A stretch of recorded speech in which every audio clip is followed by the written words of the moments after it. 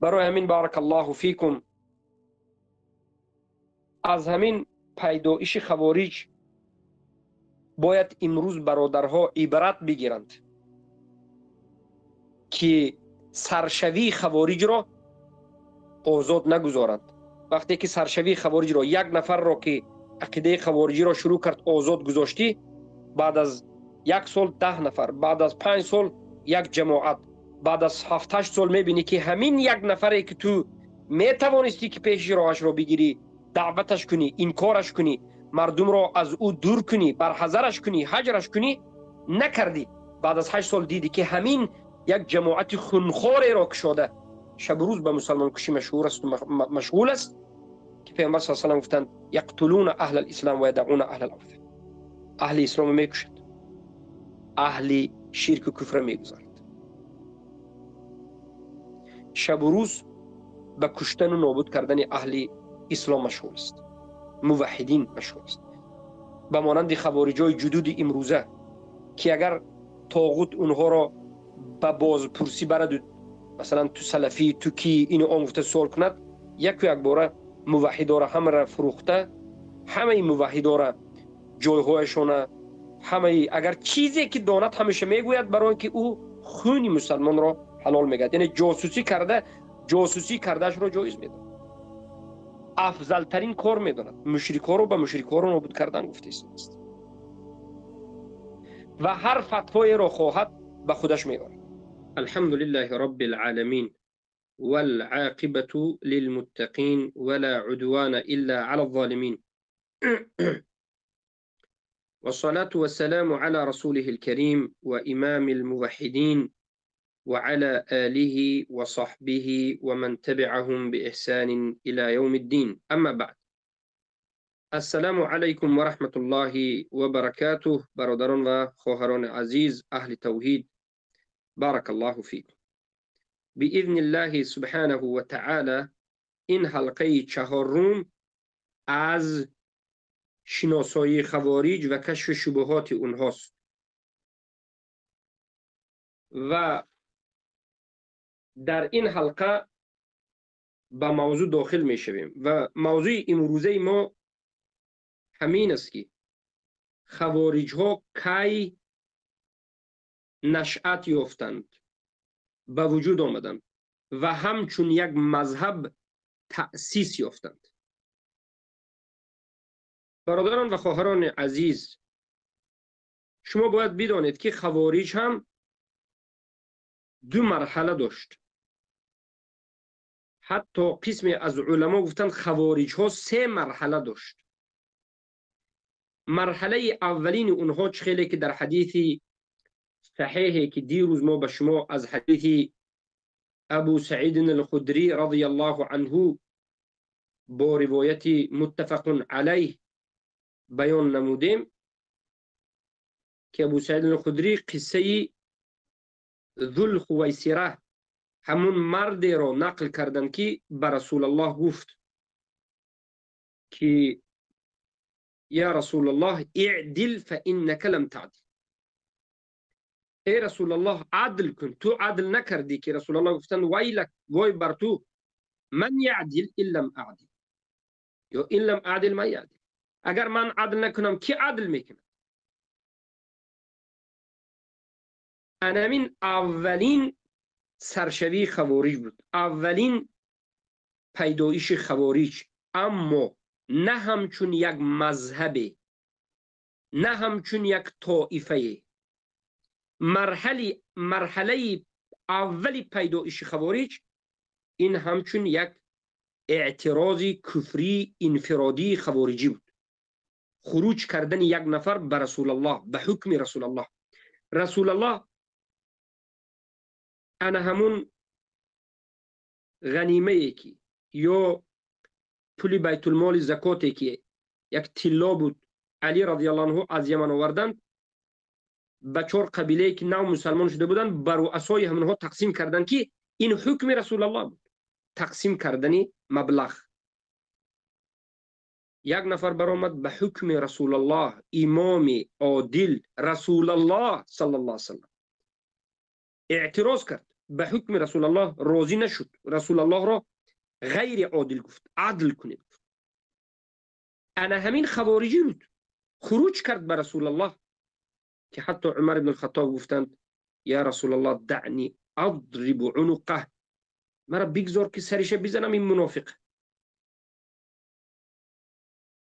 پیامبر گفتند که بگذار، از نسل همین یک جماعت می آید. گفتند از نسل همین.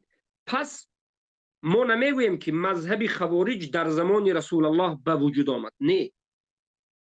اولین کسی که سخن خوارجی را گفت، خروج کرد، یک نفر انفرادی، بله، در زمان رسول الله صلی الله علیه و سلم به وجود آمد.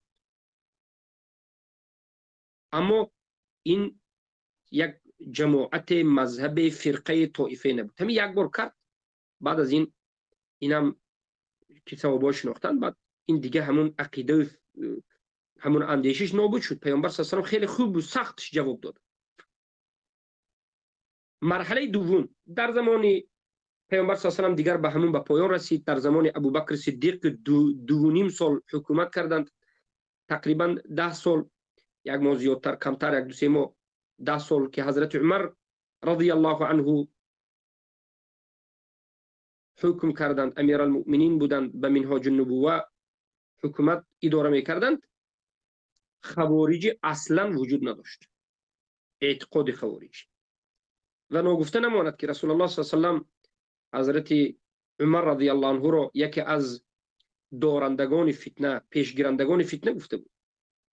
انا همچنین بحث میکردند که وقتی که شیطان عمر را میبیند فرار میکند. حضرت عمر به یک راه برایند، شیطان از همون راه فرار میکند. اذا سلك عمر فجا لسلك الشیطان فجا غیر فج. اما با کشته شدن عمر، با به شهادت رسانیدن عمر رضی الله عنه که ابولؤلؤ مجوسی ضربه زد به کردی زهر آلود حضرت عمر را در نماز فجر و بالاخره به شهادت رسیدند، بعد از این انا همون دروازه‌ای که حمایه امت بود از فتنه، این شکست. دیگر بعد از این تمام، انا همون باب فتنه شکست و فتنه آهسته آهسته شروع کرد. دومین مرحله خوارجی نه همچون یک مذهب، نه همچون یک جماعت قوی، بلکه از مرحله اول دیده کمی بزرگتر، این بسرداری عبدالله ابن سبعی یهودی بود. من باب فایده میگویم که اینا دانستن خوب است. یهودی ها همیشه نقشه میکشیدن که خودشان را وانمود کنند که پیروی محمد صلی الله علیه و سلم هستند و به اسلام داخل شوند و در درون اسلام بدعت و خرافات و تحریف و همین چیزها را بکنند. برای چی؟ برای که این خبثای یهود لعنهم الله این تجربه را خوب، لذتش را چشیده بودند در ویران کردن دعوت نابی حضرت، تحریف کردن دعوت حضرت عیسی علیه السلام. حضرت عیسی دعوتشون یک تاپرستی بود، اما بولیس گفتن یک یهودی گویا که ایمان آورده میگوید خودش را به حضرت عیسی شاگردان حضرت عیسی علیه السلام میگیرد و خود را پیروی حضرت عیسی گرفته در درون دین تمام سخنهای حضرت عیسی علیه السلام را تحریف میکنه. لفظش هم دیگه، معنیش هم دیگه، حلال ها را حرام و حرام ها را حلال و انم چنین کرده. بالاخره پیروان حضرت عیسی علیه السلام را، امتانی که باید از عیسی علیه السلام حق را میآموختند، این یهودی ها معلومات را، انا همین وحی الهی را تحریف کرده پیروان حضرت عیسی را با چیکار میکنند؟ به همین حالت مشرکی و ضال و مضلی که امروز هستند آورد که عاقبتشون شرک کفر شد. عیناً همین تجربه را یهودی ها خواستند که به بالای مسلمان ها بیارند. عبدالله ابن سبع گفتن یک انسان، این خودش یهودی، از یمن اسلام را ظاهر میکند، اسلام می آورد، می آید و بالاخره در زمان حضرت عثمان علیه الصلاة و السلام وقت مناسبی را می بیند که یک فتنه را در درون امت ایجاد بکند. اول در مدینه شروع میکند به بدگویی کردن در حق حضرت عثمان رضی الله عنه. حضرت عثمان طعنه میزد که چرا حضرت علی خلیفه نشد، عثمان شد.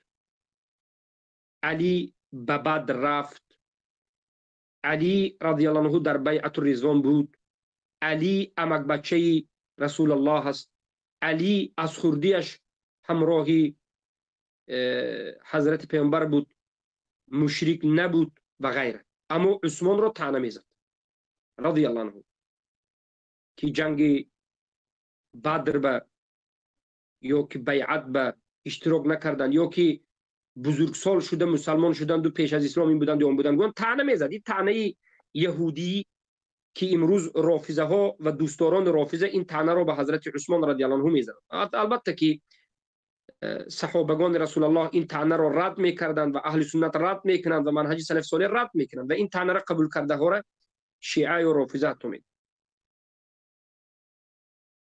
اما در هر یک دور و زمان یک ایده از جهلا وجود دارد که به هر یک سخن باور کردنش ممکن است و این یک ابتلا بود، یک فتنه و سنجشی انا همون مردمی همون وقته بود.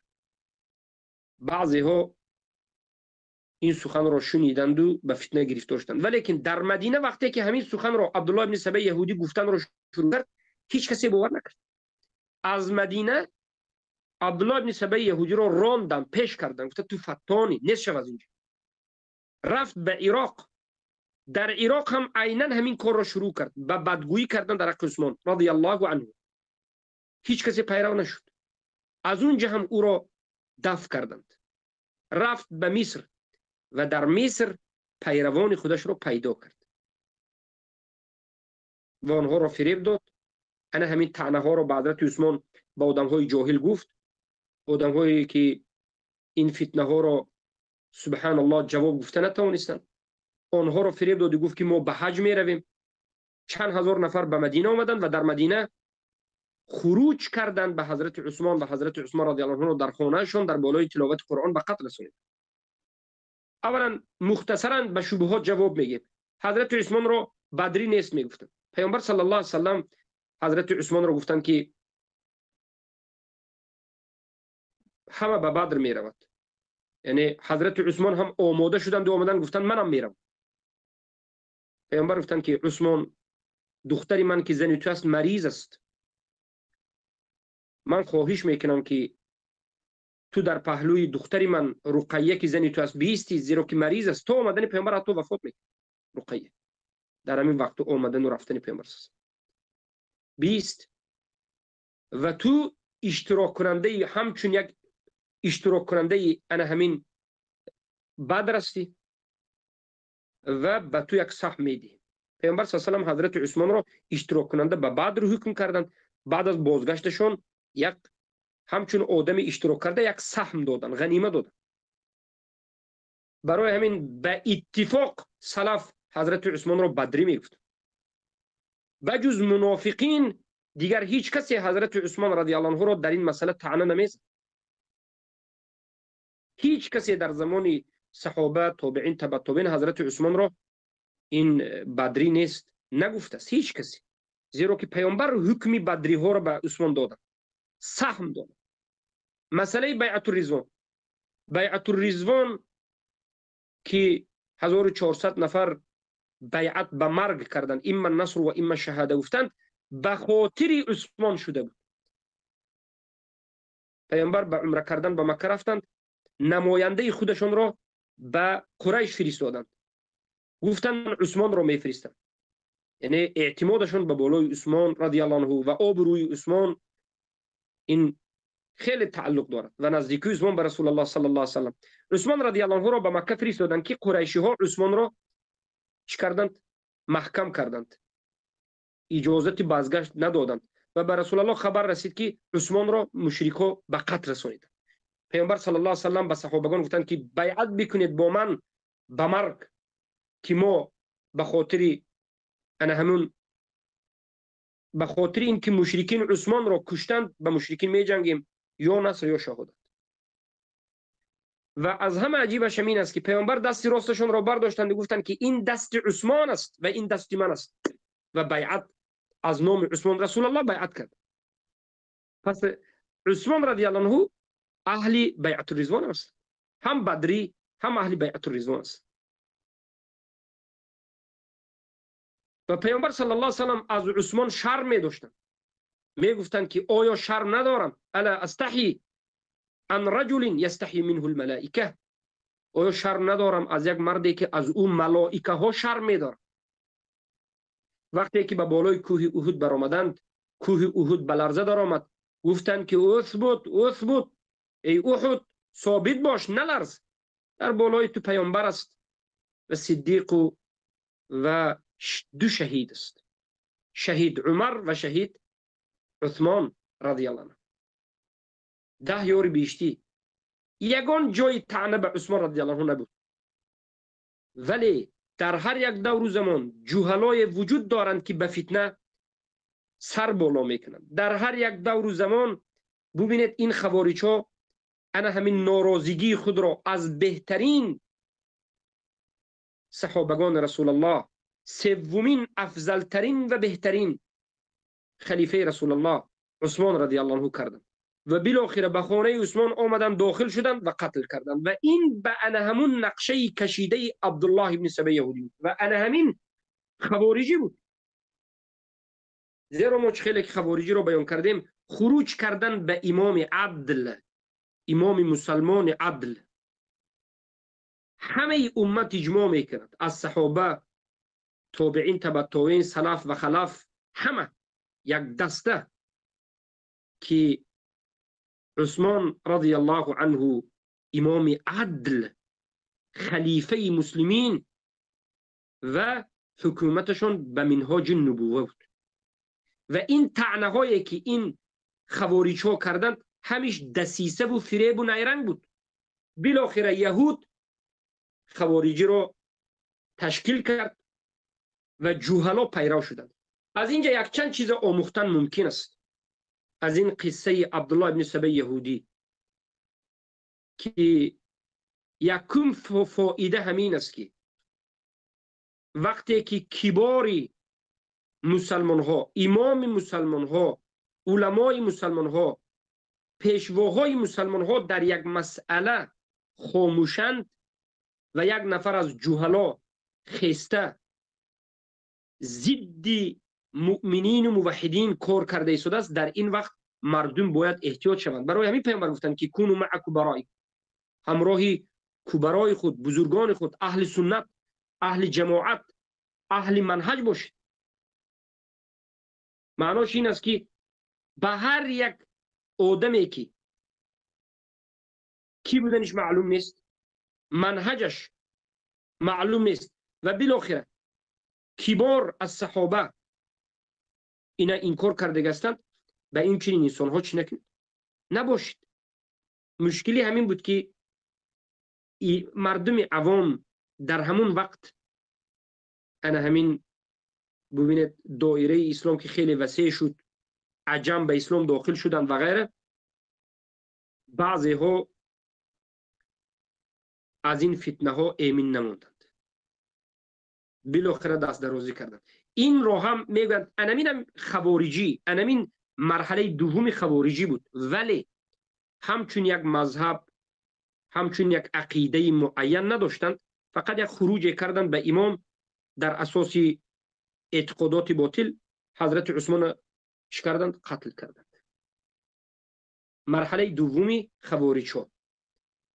و مرحله سوم خوارج ها همین کسانی که حضرت عثمان را قتل کردند رفتند به حضرت علی بیعت کردند. وقتی که حضرت علی به حضرت معاویه می جنگیدند رضی الله عنهما، قریب بود که جانب حضرت علی غلبه بکند، یعنی لشکری حضرت علی به پیش رفته ایستاده بود، قریب بود که مسئله به پایان رسد که از جانب لشکران حضرت معاویه رضی الله عنه کتاب قرآن رو برداشتن، گفتن بیاید به حکم قرآن حکم بگید. و انا همین خوارج ها حضرت علی را مجبور کردند که تو باید توقف کن، جنگ بس کن، به حکم الله حکم کن. بالاخره حضرت علی هم جنگ توقف کردند. وقت رسید به وقتی حکم به حکم الله کردن. از جانب حضرت معاویه عمرو بن العاص، از جانب حضرت علی رضی الله عنه ابو موسی الاشعری بودن اگر خطا نکنم، دو نفر رفتند و به حکم الله حکم کردند، صلح کرد. صلح نوشتند و نام حضرت علی را امیر المؤمنین بودنش را اون طرف قبول نکرد. طرف حضرت معاویه رضی الله عنه گفتن ما قبول نمیکنیم حضرت علی را امیر المؤمنین، ما بیعت نکردیم. در همون صفحه همین چی کردند؟ علی را امیر المؤمنین ننوشتند.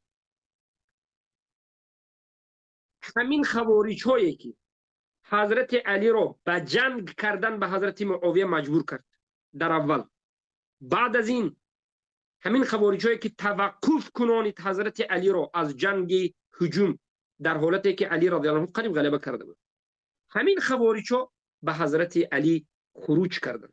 بعد از صلح همین ها خودش مجبور کرده بود حضرت علی را که باید به حکم الله حکم کنه.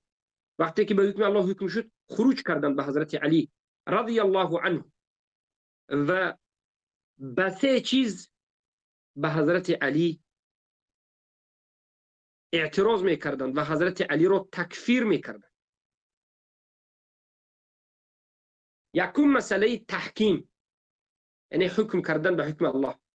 شعار اینها آیت قرآن بود، شعار حق بود، اما یرید به الباطل. خیلی که سخن علی بن ابی طالب رضی الله عنه یک منهج شد بعد از این که گفتن کلمت الحق یرید به الباطل، کلمه حقی که اینها از پشتش باطل را میخواهند. این دلالت میکرد که بعضی انسان ها فتنه را میخواهند اما شعارشون کلمه حق، شعار حق میبردارند، از عقبش فتنه میخواهند. به مانند خوارج در زمان حضرت علی، شعارشون این الحکم الا لله بود، حکم نیست بجز حکم الله. این الحکم الا لله، همه حکم از آن الله است، حکم غیر الله کفر است، حاکمان غیر الله کافر است میگفتند. و این آیت قرآن است، هیچ کسی این کار کرده نمیتواند. کسی بگوید که نه این خیلی نیست کافر است، کسی بگوید که این الحکم الا لله گفتن گپ خوارج است کافر است. این کلام الله است. نظر بکنید به سوره یوسف علیه السلام، این الحکم الا لله امر الا تعبدوا الا ایه. بله این قول حق است، حکم کردن به حکم الله این توحید است، توحید حکم است. حکم کردن به حکم غیر الله شرک است، به حکمی که به حکم غیر الله حکم کرد کفر است، شک نیست. ولا یشرک فی حکمه احد. کلمه حق است، شعار حق است، آیت قرآن است، کلام الله است. اما از پشت این آیت کلمه حق اینها فتنه را میخواستند که شروع بکنند که حضرت علی گویا که حکم به حکم الله نکرد. و همچنین هم کردند. اولین اعتراض خوارج ها به حضرت علی از سه چیز، یکمش گفتند که حکم همیشه از آن الله است، کلمه حق، و بعد از این گفتند که علی به حکم الله حکم نکرد کفر است، کلمه باطل. اینش باطل، از کلمه حق باطل خواست. یعنی یکمین چیزی که خوارج ها به حضرت علی خروج کردند، نه فقط حضرت علی را، هم حضرت علی و هم معاویه را تکفیر کردند به خاطر انمین حکم. ما در آینده میگیم که یعنی چگونه تکفیر کردند. وقتی که ما به شما نقل میکنیم مناظره حضرت ابن عباس رضی الله عنه به خوارج ها را، همونجا میبینید که اونها چگونه حجت گرفتند و چگونه تکفیر کردند. باور بکنید خوارج همین روزه را دیدگی بر این میشوید. خوارج همین روزه جاهلیش، احمقیش، بی‌تمیزیش، بی‌ادبیش، سرکشیش، همیش به مانند خوارجی گذشته است. باور بکنید. مهربانی حضرت ابن عباس، بحث و مناظره، حجت قائم کردن، دمی خوارج ها گشتن و با قبول نکردن با نصف دیگرش. امروز ما یک چند بار این حادثه را دیدگیم به خوارج. خوبسای بی ادبی، جاهلی، احمق، 100 بار دمش میگردانی توبه نمیکنه. والله اعلم. گمراهی همین است. یکمین مشکلی همین بود. دومین اعراضی که یا بگیم دومین اعتراضی که خوارج‌ها به حضرت علی کردند و حضرت علی را تکفیر کردند در مسئله علما میگند هدنه بود. هدنه انا همون صلحی که یا معامله که حضرت علی به مادرمون عایشه رضی الله عنها کرد. پیش از این یک جنگ بود، میدونید جنگ جمل. حضرت علی با مادرمون عایشه رضی الله عنها اینجا یک جنگ شده به خاطر دفاع، به خاطر خونی حضرت عثمان رضی الله عنه. بالاخره خوارج‌ها میگفت که چرا در جنگ غلبه کرد، علی غلبه کرد به حضرت عایشه، یکی چرا کنیز نگرفت زنهای اون طرفه و پول مالشون غنیمت نگرفت. این خوارج‌ها به حضرت علی اعتراض میکرد که چرا حضرت مادرمون عایشه و یک چند نفر دیگر کنیز نکرد والعیاذ بالله و چرا پول مال اینها را نگرفت. انا مین است جرأت، عاقبت جرأت بی علمانه و بی منهجانه. والله امروز بعض جرأت خوارج‌ها را دیده بعضی برادرها به شک و شبهه میگفتند که اینها اینقدر جرأت داره شاید حق باشد. برادران خودت رو مواظب باش، منهجت رو مواظب باش، دینت رو مواظب باش، خودت به دست بگیر. خوارج‌ها در زمان صحابه برآمدند، صحابه را تکفیر کردند، صحابه را کشتند، تقربا الی الله گفتند، خواستند که مادرمون عایشه رضی الله عنها را کنیز بگیرند. از این جرأت با چی جرأت؟ از این زیاد جرأت، احمقی، بی‌تمیزی، بی‌ادبی با چگونه شود؟ امروز خوارج‌ها هم از همین. امروز شما در حیرت نماند وقتی که خوارج‌ها میخیزد و ما و شما و همه را تکفیر میکنه، دو رفته تا سلف میرسد. هر یک گپ شما به فقط بدشنام و حقارت و تکفیر و خونت حلال کردن گپ میزند. تو در حیرت نمان. علی را کشتن، به علی ضدیت کرد رضی الله عنه. ما کی هستیم؟ ما خاک پای حضرت علی هستیم، خاک پای حضرت معاویه هستیم رضی الله عنه. ما یک آدمای عادیه که امروز خوارج‌ها بر ضد ما خسته، بعضی در حیرت میمونن. به جرأت خوارج‌ها در حیرت نمونید. این جرأت اینا جرأت شیطانی است، جرأت خیلی خبیثانه است. دومین اعتراضی که به حضرت علی کردند و تکفیر کردند گفتن نمی است که تو حکم الله عوض کردی. گفت سومین مسئله گفتن ما گفتن به علی اعتراض میکنیم، علی رضی الله عنه را اعتراض میکنیم و تکفیرش میکنیم. گفتن زیرا که علی در همون عقد یا عهدی که بین حضرت معاویه و علی شد خودش را امیر المؤمنین بودنش را پاک کرد، یعنی خودش را امیر المؤمنین ننوشت در همونجا. زیرا که گفتیم که جانب حضرت معاویه گفتن که ما تو را امیر المؤمنین قبول نمیکنیم، ننوشتیم امیر المؤمنین.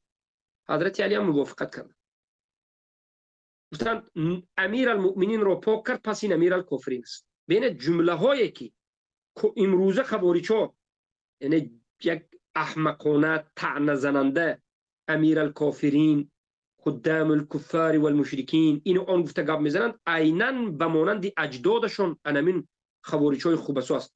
حضرت علی را طعنه میزدند که امیر المؤمنین پاک کردی، تو امیر کافرینی گفت. امیر الکافرین میگفتن حضرت علی را، لقب موندگی بودن به حضرت علی خوارج. ما گفتن به همین سه چیز حضرت علی را کفر میگن. والله این سه چیز جز یک شبهه بیش نبود. شبهه بیش نیست، یک شبهه است. از همه عجایب ترین کار این است که فریب شیطان را ببینید و در حیرت مانید. عجیب ترین حادثه همین است. از این به من عجیب است، من فکر میکنم به همه عجیب است. همین خوارج‌ها همه باخبر بودند که علی رضی الله عنه صحابه، امک بچه رسول الله، داماد رسول الله، یکی از بهترین صحابه که 10 یار بهشتی به پیامبر شهادت داد، فرزندشون رو حسن و حسین رو ریحتان اهل جنت گفت. و این چنین حضرت معاویه رضی الله عنه رو فضیلتشون رو و صحابه بودنشون رو با خبر خوارج شد. و این چنین همین خوارج ها می دانست که حق در صحابه ها هست. قرآن می خوند شب و روز که در اونجا گفته شده است که همان کس هدایت می‌یابد که عقیده‌اش به مانند عقیده صحابه باشد. فإن آمنوا بمثل ما آمنتم به فقد اهتدوا. اگر ایمان بیارند به مانند ایمان آوردن صحابه ایمان هدایت می‌یابند. اینو قرآن میخوند که رضی الله عنهم و رضوا عنه. همین میفهمید. با وجود همین این صحابه ها رو یکم تکفیر میکرد. دوما عجیبترین جاش همین جاست که همین خوارج هایی که در روایت 4000 در روایت 6000 در روایت 8000 و در روایت 12000 همش به روایت است. همین هزارها خوارج از حضرت علی جدا شدند، در بینشون یک نفر از صحابه رسول اکرم صلی الله علیه و سلم وجود نداشت. این عجیب است. کسانی که فضیلت صحابه را میدونستند، آیات های قرآن در حق صحابه را میدونستند، همه این حق میدونستند، در بینشون یک نفر از صحابه نبود، خسته صحابه ها را تکفیر میکرد و تا آخر ایستادند، تا کشته شدن ایستادند، همهشون کشته شدند بجز اندکی که دوباره خوارج از این به وجود آمد. حضرت علی را تقربا الی الله کشتند، به حضرت معاویه پکوشینی کردند، هجوم کردند، خواستند که بکشند، عمرو بن العاص خواستند که بکشند رضی الله عنه. زینت شیطان، وقتی که شیطان زلالت رو زینت میکرد، وقتی که انسان به شبهات داخل شده به فتنه داخل میشه، وقتی که انسان رو الله سبحانه و تعالی گمراه میکند، انا همین است عاقبتش. به کسی که شهادت جنت رو به او رسول الله داده خروج کرده او را میکشد، الحمدلله به خاطر الله میگه. برای همین انسان باید شب و روز از فتنه ترسد، برای همین از مجلس های فتنه و بدعتی دور باشه، زیرا که گمراهی چیزی اینقدر بست، اینقدر شیطان زینت میدهد که ببینید به چقورترین نقطه های گمراهی، زلالت و جهنم انسان داخل می شود، ولی خودش رو حق می شمارد. الله المستعان. این سیوم مرحله پیدایش خوارج بود.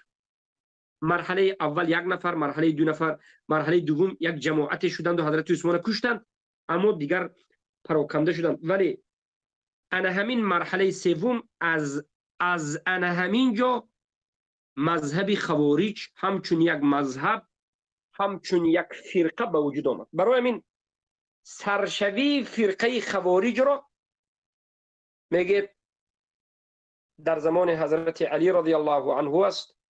از حضرت علی رضی الله عنه جدا شدند، به همین سه اعتراض صحابه را رضی الله عنهم را تکفیر کردند. حکم، تحکیم، یعنی مسئله هدنه